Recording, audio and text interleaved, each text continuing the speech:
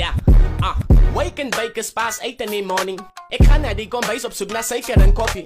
Ek wil hoe dit aangaan oor hoe vuil is my sokkies en dat die uit die kamer sien alleen nog paint op my sloggies. Dis toe hy vir my vra het ek sy safeties gepolish, want dis al die geboue wat dit eintlik demolish. Hy sê toe vir my in die microwave is my kossies wat my laat besef het my pa het mos gesny aan my chokkies.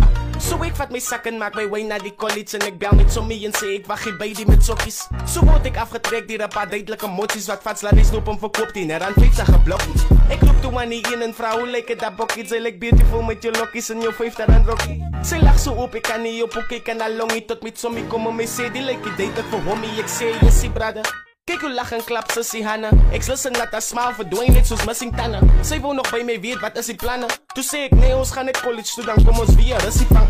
Haar smile sak soos sy vra kan ons koppel dalk, want sy en dat sommies gaan 'n krat en nog 'n bottel haal. En ek en die bro het vandag laat ons 'n bottel val oor ons gedink het mama Lord wen vir ons sokkespan. Ek sê aan the girl is school, ek gaan opstep en so het ek my ma se kind ook by my met die optrek. Sy gee my toe 'n sitting en 'n dop met 'n bord vol sodapies wat heeltemal gevul is saam met bokfiet.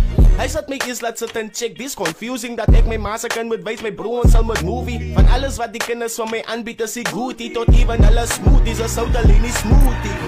So my ma se kind sy kom ons trot en ek is op terwyl sy na my aankom met 'n dop. So wil so dat ek iets beginne opmaak in my kop om vaar sê ek het vergeet om ons agterdeur te lok.